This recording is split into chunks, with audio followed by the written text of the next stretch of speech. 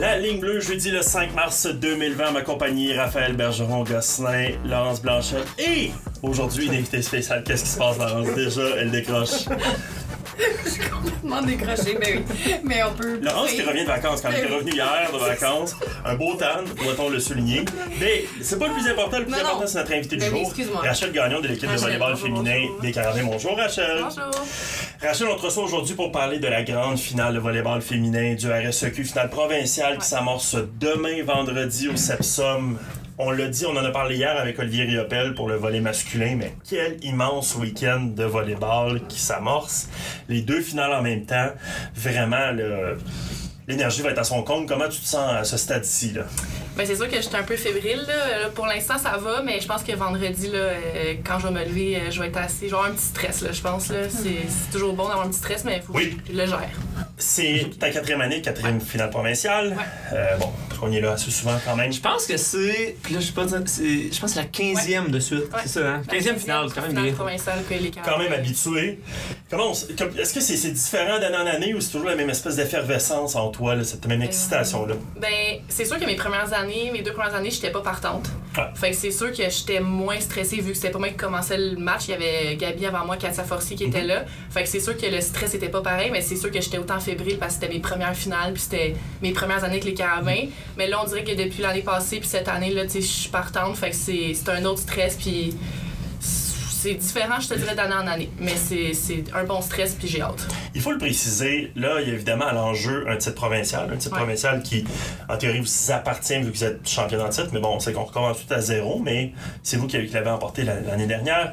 Il y a cette bannière-là de championne provinciale, mais il y a aussi, au bout de ça, un billet pour participer au championnat canadien. Exactement. J'imagine que ça ajoute un degré de, pas de stress, mais de pression à cet événement-là. Bien, c'est sûr qu'on y pense, mais on essaie de vraiment être dans le moment présent, puis on y pense pas aux Canadiens, là. C'est la semaine prochaine, en fait. Puis c'est vraiment un match à la fois, un set à la fois, point par point, puis on veut pas penser à ça parce qu'on veut pas se jinxer non plus, dire on va à l'autre, on veut pas ça, là. Fait qu'on pense vraiment, notre match est vendredi, premier set, faut gagner un set, puis en gagner un deuxième, puis en gagner un troisième, puis refaire la même chose samedi, puis si jamais dimanche aussi. Fait qu'honnêtement, les Canadiens, là, c'est une autre affaire. Ben, je trouve que c'est super intéressant comme préparation mentale, là, vraiment y aller par un objectif à court terme comme celui-là avant même de penser à celui à long terme, parce que c'est sûr que c'est particulier entre guillemets parce que les hommes, les deux finalistes sont déjà qualifiés, même moi qui est féminin, on avait cette situation-là c'est la ça, semaine dernière. C'est même comme ça dans la majorité des sports, là, au soccer, souvent à l'automne, les deux équipes finalistes sont qualifiées, fait, la bannière provinciale vaut quelque chose parce que t'arrives là sur une belle énergie, mais reste qu'il y a une petite pression qui est pas là parce que tu sais comme que tu y vas quand même, exact. Là, vous, l'enjeu peut pas être plus grand que ça. Là. Non, mais c'est ça, mais moi en 4 ans, ça m'est arrivé seulement si je me trompe pas, une fois quand le Canadien était à Québec. Que là, il y avait deux équipes du Québec, dans le Rouge et Or et nous. Mais sinon, mes autres années, si je me trompe pas, fallait gagner le provincial, sinon on n'avait pas accès. Fait qu'on dirait que c'est vraiment pas. Ça m'est quasiment jamais arrivé que je gagnais la demi, j'allais direct au Canadien. Ta première année, c'était à Toronto. À Toronto. Ma deuxième année, c'était à Québec. L'année passée, c'était à Edmonton. Puis là, il fallait gagner le provincial aussi, fait que c'est vraiment, on dirait que je suis comme habituée dans... Absolument, puis oui, effectivement, une grande victoire en finale provinciale, on s'en souvient, une série qui avait été jouée de tous les instants contre McGill. Cette année, ça va être encore une grande série contre le Rouge et Or de l'Université Laval, évidemment, des adversaires que vous connaissez très bien. Bon, vous connaissez tous très bien dans le circuit, là, ayant même joué ensemble au cégep pour la plupart. Pour les néophytes, pour ceux qui aimeraient aller voir les matchs, vendredi et potentiellement dimanche, il y en a un troisième match. Explique-nous un peu quel genre d'adversaire qu'on va avoir devant nous, le Rouge et Or, quel genre d'équipe que c'est, quel genre d'adversaire que vous avez devant vous. Là. Mais le Rouge et Or, c'est une équipe assez tenace. Ils sont super bonnes en réception. Ils ont des joueuses très polyvalentes. Ils ont Thibaut Chapelot qui a gagné MVP de la Ligue. Donc, c'est une très très bonne joueuse. Ils ont des bons services, une équipe qui lâche pas. Puis même si en saison régulière on les a battus 4 fois, honnêtement ça veut absolument rien dire. Les séries c'est une saison complètement différente. Ça veut plus rien dire. Fait qu'on se fie pas là-dessus du tout. Puis c'est des nouvelles games. Puis je pense que ça va être des. En tout cas le dernier match qu'on a joué contre le Rouge et Or en saison régulière, ça a fini en 5-7, hyper serré, des sets de 27-25. Fait que je pense que ça va être assez chaud comme match. Puis les deux équipes, en finale on veut laisser notre cœur sur le terrain. Absolument. Là, Puis en demi-finale, face à Sherbrooke, vous avez quand même eu une bonne préparation parce qu'en termes d'équipe qui abandonne pas, puis qui lâche pas, puis qui travaille fort. Sherbrooke, même avant la série, c'est comme ça qu'Oli les caractérisait un peu. Il disait, tu sais, c'est une équipe qui est fatigante parce que justement, il arrête jamais. Puis c'est ce qui est arrivé là, tout au long de la série. Fait que c'est quand même, c'est dur quand t'es dedans, mais là, ça a été une belle préparation. Ouais, c'est sûr. Sherbrooke, honnêtement, bravo. J'ai énormément de respect pour cette équipe-là. Ils ont été super bonnes en série. Ils nous ont vraiment donné du fil à retordre. Ça n'a pas été facile. Même le deuxième match, 14-10, le cinquième set, c'est fou. Là, honnêtement, ils ont été super bonnes. Ils sont moins habitués, si je peux dire. Je sais pas c'est quand la dernière fois qu'ils avaient fait une demi-finale provinciale. L'année passée, ils n'étaient pas là. Fait que ils voulaient là. Puis finalement, ça a été qu'on a. On assiste quand même à une belle parité dans votre réseau, là, que celui du volleyball féminin. Vraiment, on a vu des équipes émergentes.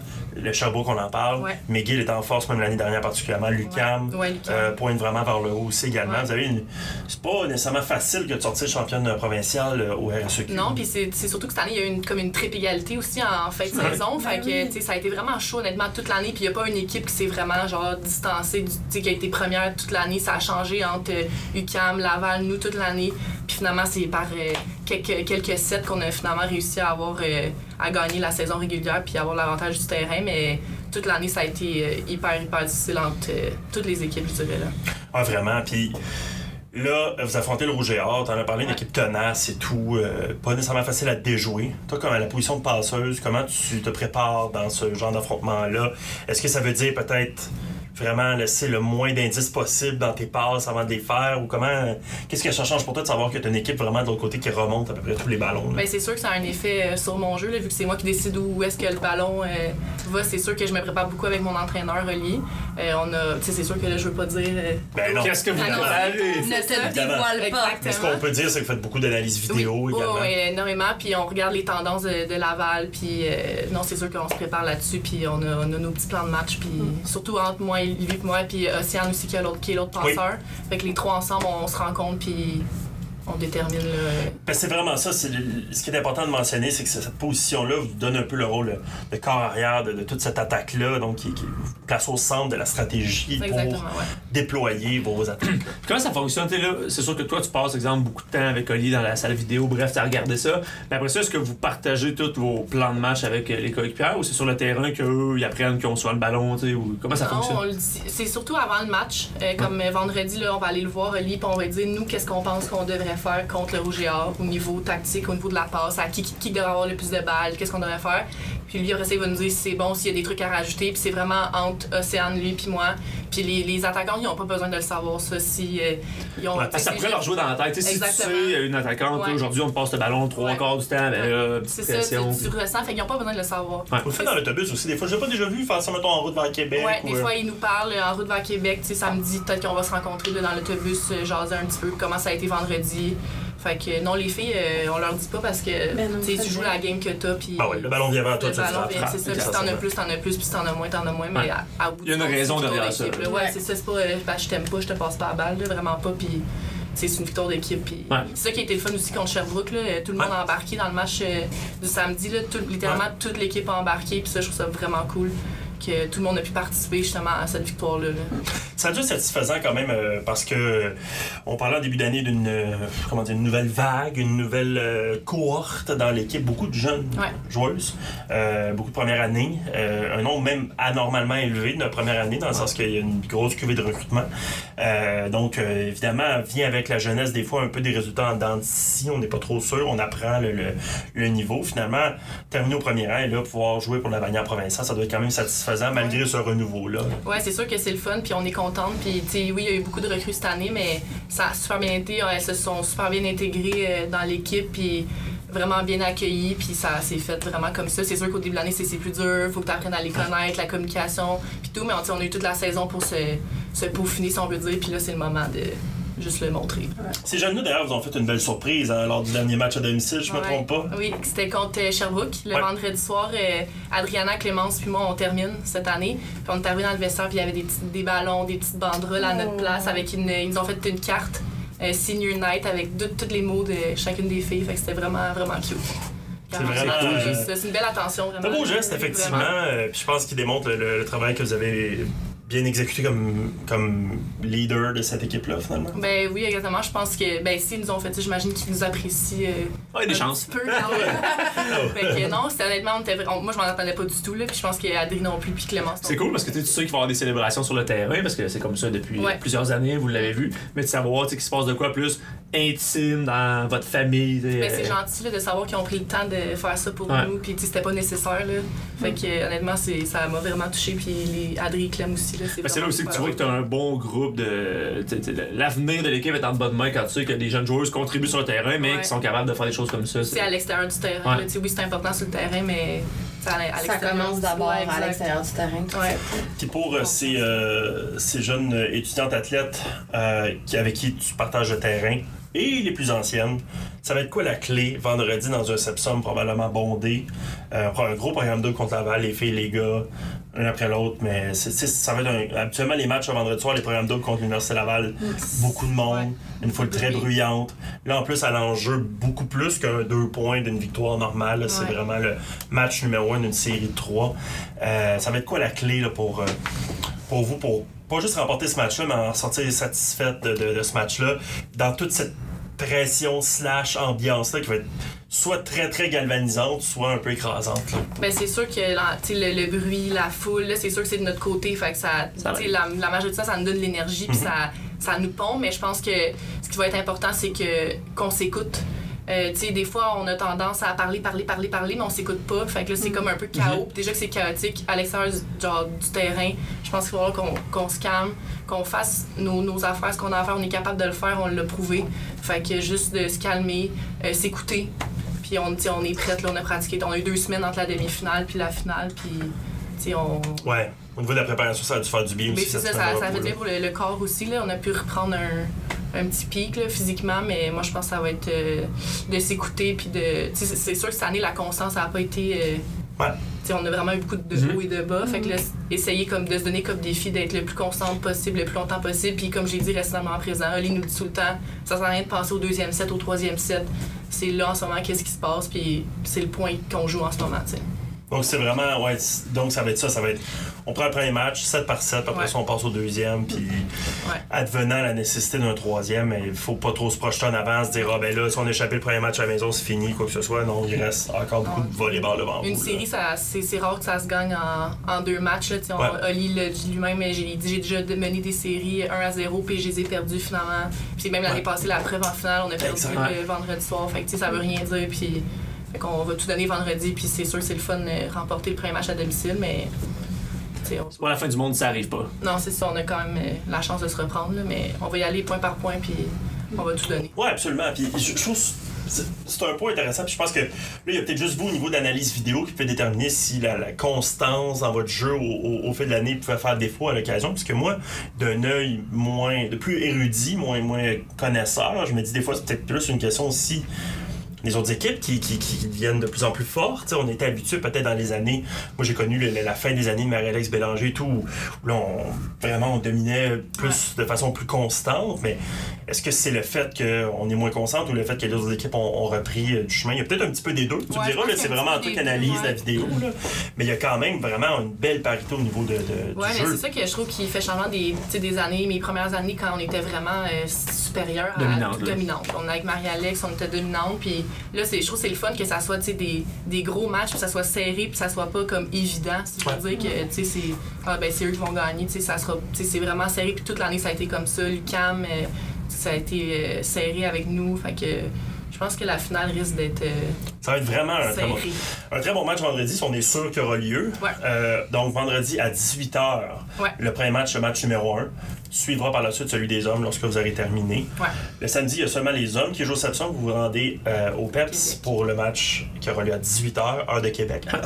Non, mais à 18h. Donc, vous vous rendez au PEPS. Et si la série n'est pas terminée, il y aura un 3e match dimanche à 13h. S'il y a juste les dames, c'est à 13h, ou s'il y a juste les hommes, c'est à 13h. Bref, s'il y a juste un match de volley, c'est à 13h. S'il y a 2 matchs, 13h et 14h30. Une série de 2-3, évidemment. Je veux pas qu'on se projette trop à l'avant, je sais qu'il y a une étape à la fois, mais admettons. Nous, on a le droit, ça. Parce qu'on s'en verra pas d'ici là. Non, c'est ça. Donc, admettons que vous vous qualifiez pour les championnats canadiens. Mettons. votre camp d'entraînement que vous avez été faire pendant le temps de Noël, camp d'entraînement plus des matchs hors concours, disons-le comme ça, contre des équipes de l'Ouest, ça a bien été. C'est quand même bon signe pour l'idée d'affronter des équipes dans l'Ouest qui habituellement sont des équipes craintes et qu'on dit, oh mon Dieu, on n'a jamais affronté l'équipe de l'Ouest, puis là c'est des brutes puis tout. Là, vous avez quand même pu vous mesurer à ce calibre-là. Oui, c'est sûr. Quand on est parti fin décembre puis début janvier à Vancouver, on a joué contre Trinity Western, qui est une excellente gros programme, et contre UBC aussi. Puis honnêtement, on a joué pendant, je me souviens bien, peut-être 5-6 jours, pas mal 2 fois par jour. Puis au final, on a joué des sets. Fait qu'on jouait des sets puis on mélangeait tout le monde. Puis c'était toujours 2 terrains, fait que tout le monde jouait tout le temps. Au final, je pense qu'on a remporté plus de sets que Trinity Western et plus de sets que UBC. Fait que donc ça a quand même bien été là, au niveau de ça. Puis je pense qu'on s'est vraiment, on a pu se laisser aller puis on les connaissait pas. Fait qu'on n'avait pas de. Tu joues au volleyball là. Tu joues au volleyball, tu sais pas c'est qui la meilleure, tu les connais pas les filles. Fait que c'était vraiment on jouait notre jeu puis on était loose. On dirait qu'on était plus loose que quand on jouait au Québec, vu qu'on connaissait les équipes. On dirait qu'on n'avait rien en tête. Ça n'avait rien à perdre. Là, non, c'est ça, on n'avait rien à perdre, exactement. Mais on sait que dans la génétique de l'Ouest canadien, il y a beaucoup de taille. Oui. C'est généralement des grands athlètes. Au bloc, ça doit pas être évident. Encore une fois, ta position de bien placer la tête de façon à avoir un bloc vraiment massif, là, souvent. Là. Ben, c'est sûr que les filles de l'Ouest ont réputation d'être assez grandes et costaudes que nous. Ouais. Mais de ce que j'ai entendu dans des coachs de Trinity Western puis UBC, c'est que notre vitesse de jeu permettait d'avoir des trous. On joue quand même assez vite là, au niveau de la passe et de l'attaque. Fait que ça permettait que les grandes bloqueuses de l'Ouest n'avaient pas le temps nécessairement de se rendre aux ailes, vu qu'on étirait le filet et qu'on jouait plus vite. Là. Fait que, c'est vrai que les gars ont un peu la même stratégie. Gazi, l'an passé, il nous expliquait que c'était ça, des attaquants. Olivier Riopel, qu'on a reçu hier, qui n'est pas un grand attaquant, mais que le fait qu'on passe vite qu'on attaque vite, ben, les géants de l'autre côté n'ont pas nécessairement le temps de se rendre. Exactement. Ils sont plus lents, les géants. Ils sont plus lents. Génial. Donc, ça, c'est pour la partie admettons que. Mais en fin de semaine, tu as parlé du Rouge-Géant, une équipe tenace et tout. Parle-moi de ton équipe. Quel genre d'équipe qu'on a? Maintenant, je suis jamais allé voir un match. De notre équipe? Des Caramels. Je suis jamais allé voir un match des Caramels volleyball féminin. Quel genre d'équipe que je vais aller voir sur le terrain vendredi? Quel genre? C'est une bonne question, mais moi, c'est rare que je prends le temps. Tu parlais de jeu de vitesse. Ouais, jeu de vitesse. On essaie de garder souvent la vitesse là, le plus souvent qu'on peut. C'est sûr que des fois, c'est un peu plus difficile là, quand la balle est décollée ou c'est plus dur, mais on essaie le plus souvent possible de garder la vitesse au jeu. C'est sûr qu'on aime ça utiliser nos centrales, les filles au centre. Ouais. On a quand même des bonnes joueuses de centre, fait qu'on essaie d'utiliser pas mal toutes les attaquantes puis d'avoir un jeu, pas juste passer à la fille en 4 comme certaines équipes. Fait que, on n'a pas une joueuse une attaque variée, finalement. C'est ça, fait qu'on essaie de frapper de partout au filet, puis aussi utiliser le 3 mètres. On essaie beaucoup d'utiliser le 3 mètres comparativement à certaines équipes qui l'utilisent rarement. Ça donne une très bonne libéraux aussi. Ça donne mais ça, j'allais dire aussi. Des échanges aussi. Alex, souvent, elle relève un ballon, puis souvent, on va penser à un light, une grosse attaque, quelque chose comme ça, mais un ballon relevé que tu pensais qu'il allait tomber au sol, exactement. Ça donne autant, sinon plus d'énergie. Oui, Alex est excellente libéraux, puis elle nous permet que les échanges soient encore plus longs. Puis souvent, les Caravels, on n'était pas une équipe de défenseurs, mais plus une équipe de bloc. Puis je pense que cette année, on a prouvé qu'on était capable de ramasser de la balle, puis qu'on était capable d'endiguer. Puis... je me rappelle le dernier match contre l'Université Laval ici, le dimanche après-midi. Beaucoup d'échanges très longs là, quand même. Non, là, c'est ça. De part et d'autre. C'est pas juste parce que c'était des attaques manquées. Là, il y avait vraiment des bons ballons relevés. Des bons échanges, exactement. Fait qu'on essaie aussi dans ce temps. Souvent, c'est chaotique un peu. Quand les échanges sont longs, puis là, on digue la balle, puis c'est levé bas. Fait qu'on essaie de se donner le défi de lever la balle, puis de jouer en hauteur. Puis ça sert à rien de jouer à la balle ici. Là. On se donne le temps, puis on est une équipe quand même qui ramasse beaucoup de balles. C'est un peu ça. La puissance quand même de vos attaques, vous êtes quand même capable de frapper, attaquer le ballon. On l'a vu même à quelques reprises contre le Barrière, vraiment en fin de match, des attaques puissantes. Une belle ambiance aussi, on peut dire quand même. Il y a une belle chimie des filles. Même les jeunes recrues, là, je trouve qu'ils sont bien intégrés. Là, ceux qui jouent plus, mettons, régulièrement, là, je pense à Florence, exemple, tu vois sur le terrain, oui, elle recrue, là, mais tu as le sourire, puis elle encourage tout le monde. Des fois, c'est difficile d'arriver dans une équipe avec beaucoup de joueuses de 4e, 5e année sur le terrain. Ben, c'est sûr que Florence, elle a joué beaucoup cette année, puis c'était comme pas mal la seule recrue qui a joué beaucoup comme ça. Mais elle s'est super bien intégrée, elle a une super belle attitude, autant à l'extérieur du terrain que sur elle sourit toujours, hein, la rumeur qu'elle sourit toujours. Est-ce qu'elle s'est déjà fâchée cette année? J'ai jamais vu Florence se faire Voilà. cette année. Ouais, elle est fâchée, mais elle sourit. Ouais. Mais, Ça, c'est pire. C'est Ouais, j'avoue, ça, c'est comme. C'est comme. C'est un peu dangereux, là. Ouais. mais non, Flo, elle a une super belle attitude. Puis même les autres filles sur le banc sont toutes là à nous encourager. Puis il y a beaucoup de changements qui se fait. Ouais. Puis ça, c'est vraiment cool. Ça donne un break, ça permet de te remettre dedans. Puis de prendre une pause de Timothée, elle m'aide beaucoup. Là. Ouais. Elle recrue, puis dit des fois, ça va pas, j'ai besoin d'un break. Puis elle est tout le temps là, puis elle est tout le temps prête pour son rôle. Puis c'est vraiment cool. Oui, puis puisque tu termines cette année, c'est important de lui laisser aussi un peu une partie du flambeau en cours de saison, qu'elle apprenne à s'adapter à ce style de jeu-là. Exactement, fait que je pense qu'elle a joué une couple de fois cette année, fait que je suis super contente pour elle. Puis tu sais, nos meetings avec Oli, tu sais, elle participe, puis tu sais, elle comprend un peu comment ça marche, fait que je pense que... Toi donc, assurément, ce week-end, c'est tes derniers matchs au Sepsum. Ouais. Tu es finissante, comme on l'a mentionné un petit peu plus tôt. Comment tu te sens à l'idée de... Bon, là, il y avait le Senior Night, là, la soirée des finissantes l'autre jour, mais là, c'est officiellement vos derniers matchs. Comment on se sent un peu à l'heure de ces derniers matchs-là? Mais honnêtement, je le réalise pas. Genre, comme on dirait que je m'en rends pas compte que c'est comme ma dernière finale, mes derniers matchs au Sepsum. On dirait que peut-être que mon cerveau fait que je veux pas y penser, là, parce que tu sais, je veux pas que ça me nuise dans mes affaires, non, mais je comprends. on dirait qu'en ce moment, je le réalise pas, mais que quand ça va être fini, là, je vais probablement fesser un mur, puis... Souvent, c'est la première affaire de chaque cycle, du cycle que tu montes. Là, mettons, ton prochain cycle est là, la première pratique que tu seras pas là. C'est le ça, premier match quand ça va recommencer. Que ça va peut-être commencer à kicker un peu. Fait que là, on dirait que pour l'instant, je m'en rends pas trop compte. C'est sûr que quand ils ont honoré au Sepsum, c'est sûr que c'était émouvant, mais c'était vraiment beau, puis c'était vraiment le fun, mais c'était avant le match, tu sais, fait que on était comme primés pour la game. Moi, je trouve ça particulier parce que vous êtes ma première batch qui finissait. Là, moi, j'étais arrivé la même année que toi, fait comme là, vous allez vivre aussi prochainement. Vous êtes arrivé peu de temps après moi. Ouais. Mais comme t'étais recru quand je suis arrivé, mais là, j'étais comme, elle est finissante déjà. Voilà, on se vieillit, hein, on vieillit tous. Moi, l'exemple, évidemment, le plus probable de tous. Moi qui peine à monter les escaliers c'est correct. Un jour, vous allez voir. On va aller chercher le chocolat. Je vais aller chercher le chocolat. C'est ça. Il y a 4 ans plus que nous. C'est ça, elle exagère. Mais l'exagération est mon principal attribut. Mais ceci dit, donc, tu quittes ce sport-là de façon sérieuse, compétitive, pour de belles choses. Ouais. Arrive devant toi quand même de très beaux défis. Tu t'engages dans un DSS en comptabilité, c'est ça? Exactement, ouais. Là, je finis mon bac là, en avril, mon bac en comptabilité au HEC, puis je commence mon DES, là, ça commence début mai. Puis ça termine, à l'automne, je retourne à l'école temps plein. C'est sûr que ça va être bizarre d'aller à l'école, puis je vais être encore à l'école, mais je prends trop de temps pour étudier. Je sais pas ce que je vais faire, là. Mais faut pas que je pense tout de suite, là. Mais qu'à l'hiver, je vais être en stage, fait que c'est ça qui rendait la chose un peu plus compliquée, là. Je veux pas... Parce que c'est pas une mince stage que ce DSS-là. Non, c'est assez... tu sais, moi, quand j'ai fait mon bac, j'ai jamais eu 5 cours. Par session, j'ai toujours eu 4 cours. Puis, fait que là, avoir 5 cours, puis à l'hiver, être en stage, en tout cas, moi, personnellement, j'aurais eu de la misère à gérer voler et l'école, là. Surtout que, tu sais, mes horaires, ça sera pas du... Tu sais, je finirai pas à 4 heures à tous les jours, là. Fait que, non, j'ai décidé de me concentrer plus. Et c'est quoi ton objectif par la suite, une fois ton DSS terminé? Ben là, je vais finir mon DSS, puis en septembre 2021, ça va être là que je vais faire mon examen pour être CPA. Fait que mon objectif, là, c'est de réussir l'examen CPA. Après ça, si je le réussis, j'ai déjà mon offre temps plein chez KPMG. Je travaille chez KPMG, fait que si tout va bien, là, je devrais retourner à temps plein après, mais pour l'instant, c'est de faire mon CPA. Là. Ouais, c'est très cool. Non, mais étape par étape. Finale numéro 1, match numéro 1. Peut-être championnat canadien. Après ça, DSS. Après ça, tout ça, on va y arriver au fur et à mesure, effectivement. En attendant, donc, tes derniers pas dans ce sport que tu as découvert à l'âge de? J'ai la secondaire 1. OK. Fait que on a quel âge en secondaire 1? On a 12, 13 ans. 13 ans. Dans ce cas-là. Je vais faire 5, 6, 7, 8, 12 ans que je joue. Tu as découvert parce que tu rentrais dans une nouvelle école puis il y avait ce sport-là. Je rentre au secondaire. Mon but, c'était d'aller en natation. OK. J'ai vite constaté que c'était pas ça. Puis je me suis dit, j'étais quand même grande pour une secondaire 1 à l'époque. Fait que je me suis dit, bon, pourquoi pas.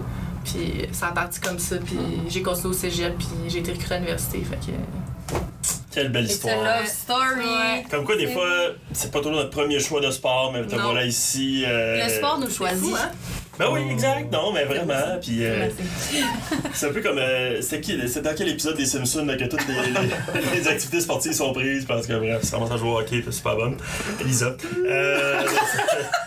Ah, ok, là. Alors, c'est parce que moi, à l'époque, quand j'en venais de l'école, non. Il y avait les Simpsons. Non, mais effectivement, mais quelle belle histoire, puis tant mieux si ça t'a permis de vivre tous ces beaux moments-là. Puis ce rythme d'étudiante athlète-là aussi, là, qui est complètement différent.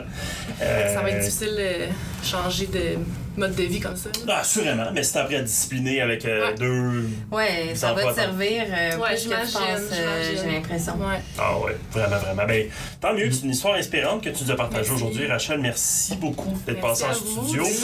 Nous voilà, comment dire, crinqués pour vendredi. On est prêts. Pour la finale. Raphaël et moi, on compte les heures avant. Quand ça sort son chaudron, elle se prépare.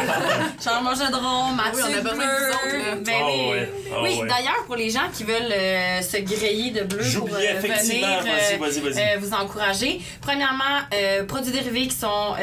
on peut les acheter coop HEC, aux 2 coop et aux librairies de l'Université de Montréal. Et les billets, pour les étudiants qui sont à on peut les acheter, là. J'ai vu en même temps. On peut les acheter. On peut les acheter le jour du match, comme 1 heure avant le match au 4e étage. Sinon, en avance et avant le match, au service à la clientèle. 6 les étudiants, 12 les adultes. Oui. Donc, est-ce prévoir un petit peu supplémentaire pour un trio carabin, tu sais? Pourquoi pas, hein? J'adore! Un hot dog avec une boisson gazeuse, pas à piquer des verres, pour dire. Mais arriver d'avance parce qu'il va y avoir beaucoup de monde. Ouais. Pas vrai, Cette année, on joue sur le terrain central. Oui, c'est vrai. Comparativement aux On a autres touché années. ce point-là avec Olivier hier, effectivement. Grande différence. Ce toit qui coulait la dernière fois qui nous a comme un peu forcé à découvrir ce terrain central-là. De la place pour beaucoup De spectacles. La dernière fois que vous avez joué là, c'était contre le Rouge et Or, puis c'était une des plus grandes dominations que j'ai vues. Là. Oui, on va juste espérer que ça se Fait que répète. Juste refaire la même chose. On C'est va possible. Si on fait juste refaire ça, dans le fond, ça va être parfait. C'est à ça qu'on s'attend. Non, mais je veux dire, c'est vrai quand même, ça avait été un match, de l'autre côté, ça avait été là, fantastique. Je pense que ça a fini à 15-15-15. Ouais, ça, c'est ça. c'était notre match le plus constant de l'année, je pense. Ouais, ça, et je pense, si je me trompe pas, c'était le jour du Super Bowl. Puis, on était comme. Ouais, c'était le jour du Super Bowl, je me rappelle, parce que je parlais avec Oui, Rocher, oui, parce que des Chiefs. Le match avait commencé plus tard, il y avait un petit délai. vrai. Là, moi, j'étais comme, Ah ouais, on se souvient à la grosse gueule. Il fallait aller écouter le foot. Finalement, le Super Bowl, finalement, vous avez... 15-15-15. Merci, bonsoir. Ça s'est terminé assez vite. Donc, on a pu voir le Super Bowl, même pas mal tout le monde a pu le voir d'ailleurs. Merci beaucoup, Rachel, d'être passé. On va te retrouver sur le terrain demain. On ne parlera pas, parce qu'on va essayer de te concentrer. Mais on va être là avec toi en pensée. Donc, à vous, à la maison, venez faire un tour. Donc, vendredi soir à 18h, je le répète, pour ce premier match de la finale provinciale du RSEQ de volleyball féminin. Merci. Et donc, on se retrouve très bientôt. Merci à vous Un deux. gros merde! Ouais, gros merde à mardi. Salut! Bye!